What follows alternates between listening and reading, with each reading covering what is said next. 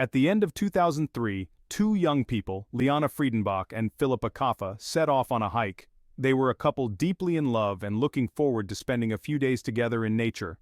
The pair had been dating for several months, studying together at school, but their parents disapproved of their relationship due to their young age. Their relatives forbade them from going on dates, and any adventures like this were out of the question. Wanting to be alone, they resorted to subterfuge. Philip told his family that he was going on a hike with friends, while Liana claimed she was going to visit a friend named Ilya Bella for the weekend with a group of church friends. Both sets of parents believed these stories, and the couple's plan seemed perfect. They would spend a whole week together, away from prying eyes.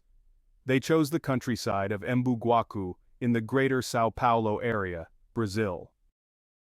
Their trip was meant to be a peaceful retreat, but sadly, their journey crossed paths with two notorious criminals whose minds were filled with cruelty and violence. Liana and Philip had worked hard to deceive their families, and the moment they were finally alone, free from familial control, felt like a victory for them. They had been dating for quite some time, but their time together was always overshadowed by their relatives' disapproval. Liana was just 16 years old, while Philip was 19, and their young love was constantly scrutinized. The couple left for their trip on October 31, 2003.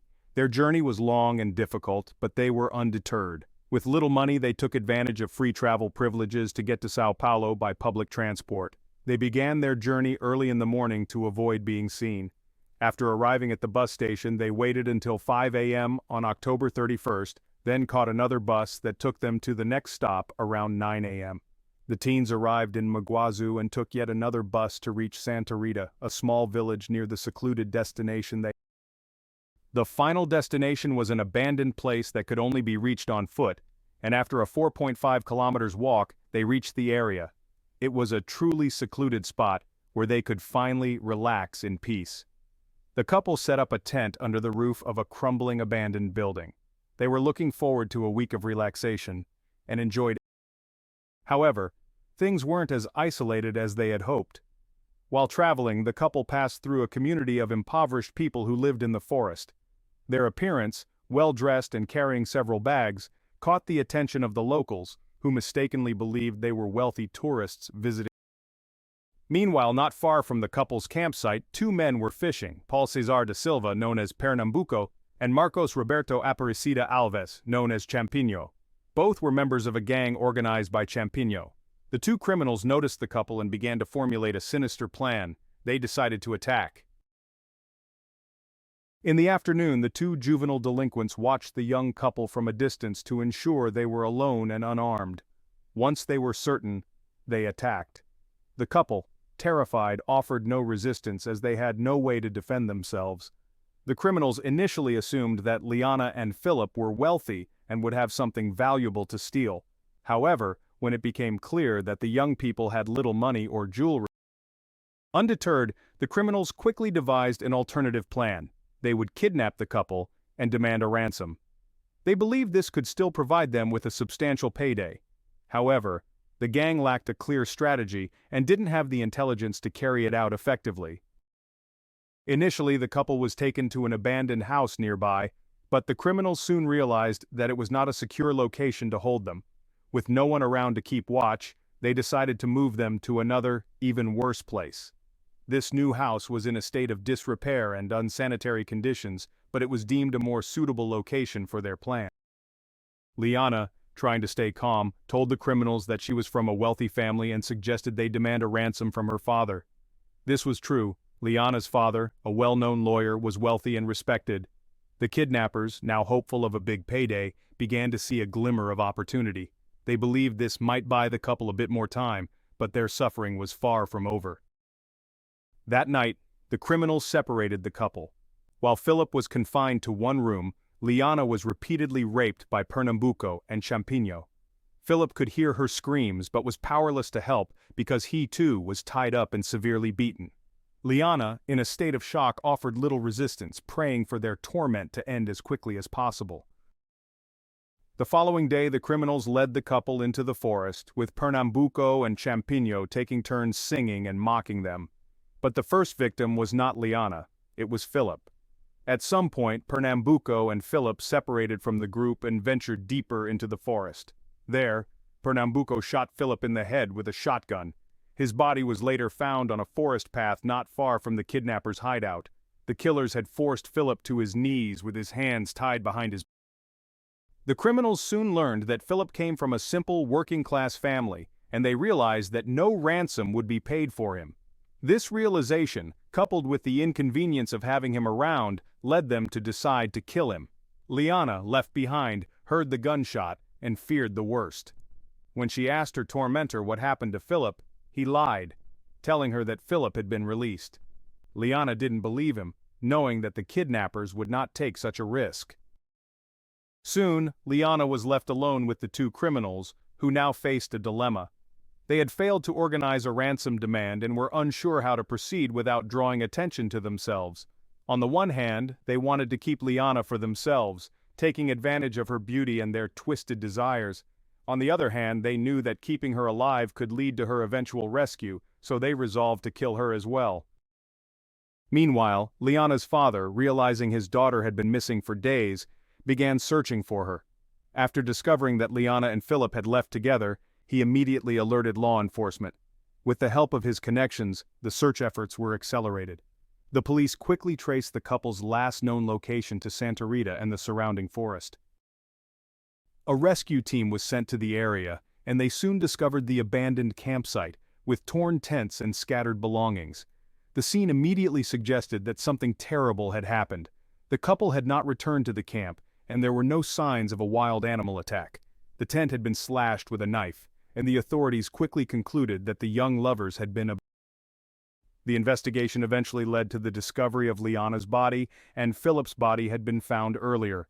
The criminals were apprehended and brought to justice, though their fate was already sealed by the horrors they had inflicted on the young couple. The police initially believed the couple had likely been attacked and kidnapped on the spot. During their search, they found Liana's clothing, her wallet, and her mobile phone, though the phone was dead. The search continued, and after a while they discovered the body of Liana's boyfriend Philip, who had been shot execution style. This discovery was even more alarming. The search for Liana intensified, and at that time, the kidnappers were still holding her in a house belonging to Antonio Cantano Silva. Silva, along with his accomplice Nayalda Perez, had already subjected Liana to horrific abuse. They took turns raping her and torturing her at will. Meanwhile, Liana's father, having learned of Philip's murder, mobilized the media. The national press took up the case, and the search operation gained momentum. 5,000 leaflets featuring the missing teens were dropped from a helicopter across the region, and a wealthy businessman who had heard about the case provided his helicopter to aid in the search. Despite these efforts, local residents were unable to offer useful information, though they did report seeing a couple matching Liana and Philip's descriptions in the forest.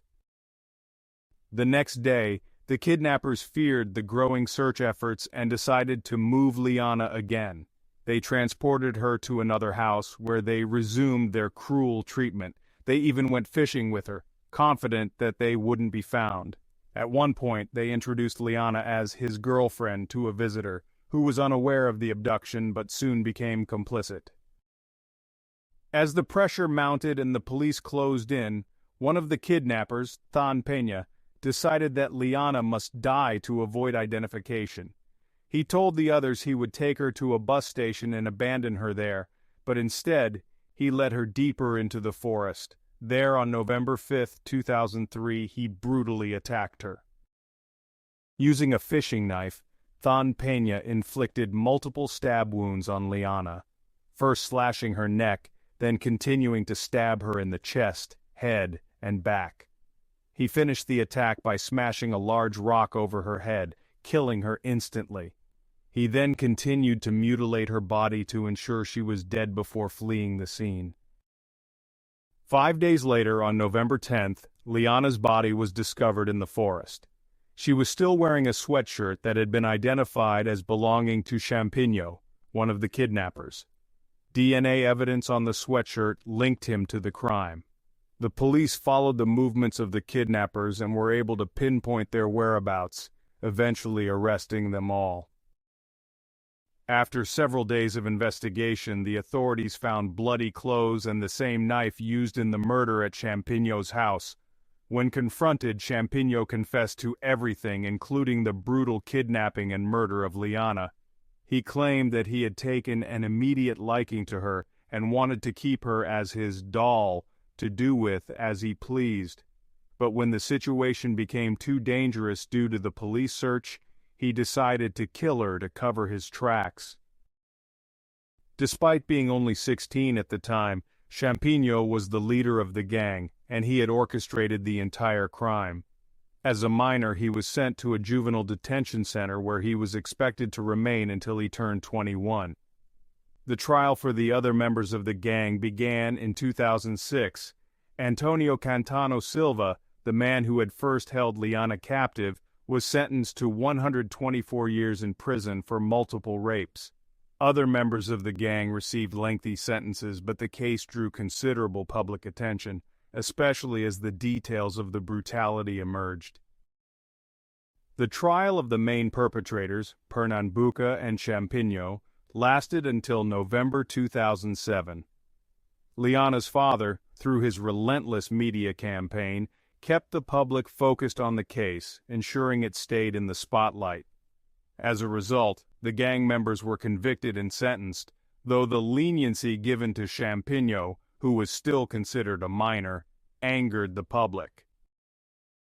Champigno's defense team argued that his difficult childhood and mild intellectual disabilities made him less culpable. They claimed he was a product of a poor upbringing, and a psychiatric evaluation supported this.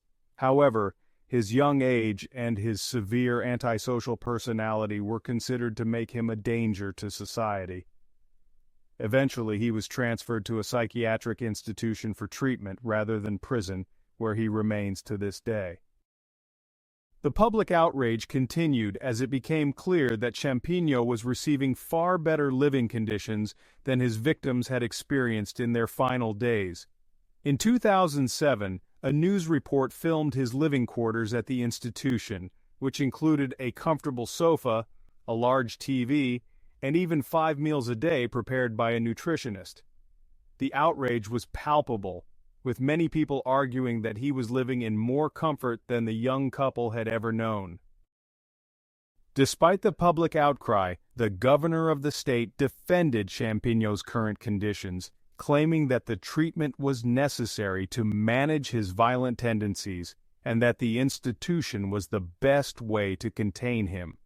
The cost of maintaining Champigno's care was estimated at approximately $2,500 per month.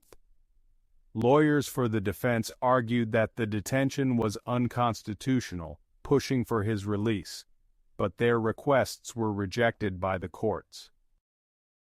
The tragic loss of Liana and Philip devastated their families. Liana's parents, unable to cope with their grief, eventually divorced. They fought long and hard to ensure that those responsible for their children's deaths were punished, but their efforts were ultimately thwarted in the case of Champigno. This case had a profound impact on Brazilian society. Many people began calling for changes to the criminal justice system, including lowering the age of criminal responsibility. The debate around this issue remains contentious, but eventually amendments were made to the law. However, Champigno's case remained unaffected by these changes. As of today, Champigno continues to serve his sentence in a psychiatric facility. He has repeatedly appealed for release, arguing that his treatment has made him no longer a threat to society. However, each of his requests has been denied. In December 2007, he attempted to escape but was quickly apprehended by authorities. His repeated appeals and attempts to regain freedom continue to provoke anger and frustration among those who believe he should have been locked away in prison for life. This case remains a symbol of the failures in the justice system and the deep societal questions about how to deal with juvenile offenders who commit heinous crimes. It has sparked ongoing discussions about crime, punishment, and the treatment of those who, despite their youth, commit some of the most brutal and unspeakable acts. Thank you for watching.